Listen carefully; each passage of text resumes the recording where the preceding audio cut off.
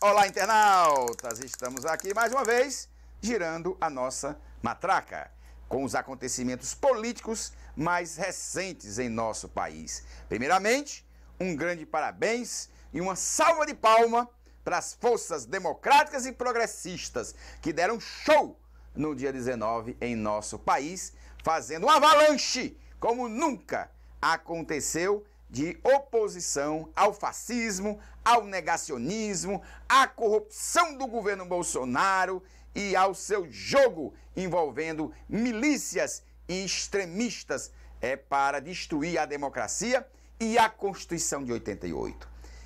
A eleição de 2022, no próximo ano, será, na verdade, um plebiscito. Essa que é a grande questão. Quem está compreendendo como tal, evidentemente que está trabalhando na organização da Frente Democrática, das Forças Populares, para derrotar o que tem de antidemocrático, o que tem de entulho autoritário, o que tem contra as liberdades em nosso país. Vai ser um plebiscito. Quem está entendendo isso, está aglutinando forças. Quem não está entendendo isso, está dividindo a oposição. E é o caso, infelizmente, do Ciro Ferreira Gomes, que perdeu uma grande oportunidade de se viabilizar como alternativa política em nosso país. Ao invés de atacar os fascistas, ele vai dar uma mãozinha para o Bolsonaro, criticando a oposição, orientado por um João Santana, que na verdade está fora da história e foi o maior erro que o Ciro e o PDT já cometeu, porque está, na verdade, destruindo a história do Ciro Ferreira Gomes. Dentro dessa questão, nós começamos a perceber que dentro dessa realidade, o Bolsonaro, que já perdeu a eleição, ele está tentando melar de qualquer jeito a eleição de 22, sabendo que não vai ganhar, criar as condições para um golpe miliciano em nosso país. Primeiramente, ele vai dizer lá nos Estados Unidos, há um ano atrás, um evento evangélico, eu não sei porque é que ele só mente quando está no meio evangélico, né? No meio evangélico, ele se mostra ser o outro lado da espiritualidade positiva. Ele mostra ser o homem da destruição, o homem da morte, o homem do caos. Na verdade, ele mostra ser o Senhor que defende o anticristo dentro da realidade brasileira. Ele se comporta como um anticristo em todas as conversas que tem no meio evangélico, e é um segmento, talvez por interesse econômico do jogo político, se vende a esse pensamento. Lá nos Estados Unidos, há um ano atrás, ele disse que ganhou no primeiro turno na eleição de 2018 e que o Tribunal Superior Eleitoral roubou a eleição. Provocou um roubo para poder ter o segundo turno, e aí ele só ganhou no segundo turno.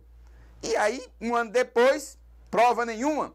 Mas, um dia desse novamente, aqui já no Brasil, ele reafirmou a mesma coisa, que tem prova, que foi roubado, que ganhou no primeiro turno, e o Tribunal Superior Eleitoral roubou, e que a eleição brasileira é um fraude. Olha, nós temos o sistema mais avançado de eleição do mundo todo. Nós somos exemplo, o Brasil é exemplo para todos os países como o sistema eleitoral mais ágil, mais eficiente e o mais seguro da história.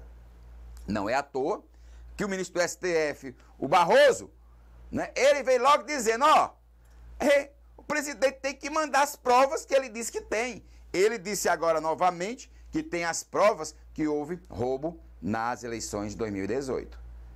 Ao mesmo tempo, provoca, e aí os seus capachos, como Arthur Lira no Congresso Nacional, provoca a exigência de ter o voto impresso. O voto impresso, para quem acompanhou anteriormente, aquele método antigo, era ridículo. Passávamos 5, 6, uma semana contando votos, apurando votos escritos, votos mal dados, na cédula um pouco embaixo, ou alguma... Quer dizer, é um atraso político tremendo o voto impresso. Mas Bolsonaro quer provocar uma situação para justificar a sua derrota, para poder tentar criar e trazer um golpe em nosso país. No nosso país, ele não comporta mais golpe. Nós amadurecemos na democracia, nós estamos vivendo o período mais longo de democracia. É uma democracia tão eficiente que aceita no seu bojo a existência de organizações de extrema-direita, fascistas, mentirosas, assassinas. E a democracia brasileira aceita esse tipo de ser humano, desumano, anti-humano.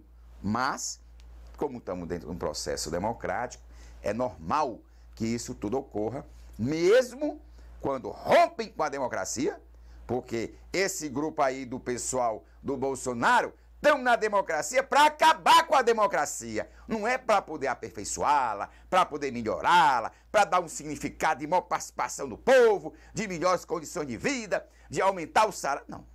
A finalidade dos fascistas dentro da democracia, historicamente foi assim na Alemanha, que Hitler foi eleito chanceler. Hitler não deu um golpe, uma quartelada. Foi eleito, e quando foi eleito, deu golpe dentro do golpe, já quando estava lá. Mussolini foi do mesmo jeito na Itália, né? O Franco foi do mesmo jeito quando fez lá a Revolução, e lá surgiu os combativos antifascistas, que foram a grande baluarte de Madrid, resistiram em Barcelona, resistiram em Madrid. Os antifascistas franceses que derrubaram o nazismo dentro da França, os antifascistas alemães que morreram, a maioria, mas lutaram até o final pela democracia em seus países. E aqui em nosso país não haverá de ser diferente, porque essa postura antiética, anti-humana, antipolítica, antissocial, anti-liberdade, anti-vida, tudo que for condição humana, essa visão do fascismo brasileiro, que podem usar outro nome, no final, resumindo, é o fascismo à moda brasileira, um fascismo ainda sem teoria, um fascismo só em cima da mentira, da inverdade, da falsificação. E essa eleição de 22, ela vai se dar dentro dessa perspectiva de um plebiscito em relação à democracia ou fascismo.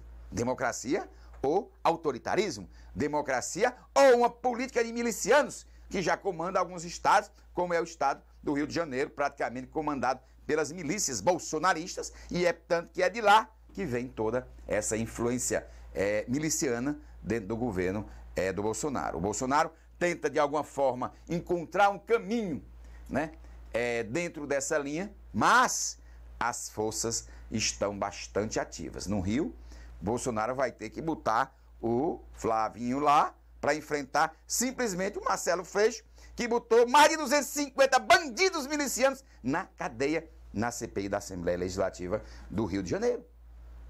Também vai ter que enfrentar outros segmentos que vão apontar como trabalhava o governo Bolsonaro nessa conjuntura. Então, a Frente Nacional Antifascista, ela está se consolidando, e hoje não é novidade, o próprio senador lá, para rebater o ex-governador do Rio de Janeiro, ele deixou claro que ele é fascista.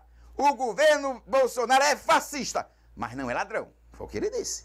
E o não ladrão está sendo comprovadamente o contrário, que além de um governo fascista, é um governo de ladrões, de corruptos da pior categoria, e um governo que não respeita nem os seus ex-aliados, alijando todos dentro de um sistema, contanto que eles continuem no governo. E como também já foi dito aqui na nossa matraca, esses governos incidentais, né, que eles são dentro de uma conjuntura, porque existia um antilulismo, um antipetismo, aquelas questões todas migraram para a extrema-direita, mas hoje o centro vai migrar para uma visão democrática, que essa é a visão do nosso país e que nós estamos realmente acostumados. Por quê? Você construir a mentira, a inverdade, a falsidade, você distorcer os fatos reais em cima da política, dá sempre em guerras civis e destruição do Estado democrático de direito. E aí, Nós temos que juntar todas essas forças e o exemplo do dia 19 foi fundamental para que o governo Bolsonaro, esse governo reacionário, seja inclusive, dependendo de querer inventar de dar o golpe, seja colocado onde os nazistas devem estar, na ilegalidade. São contra a democracia, são contra o povo, são contra a vida e a dignidade humana. Continuamos aqui defendendo o povo, defendendo a vida e defendendo a dignidade humana na nossa querida Cauípe TV, girando a nossa matraca.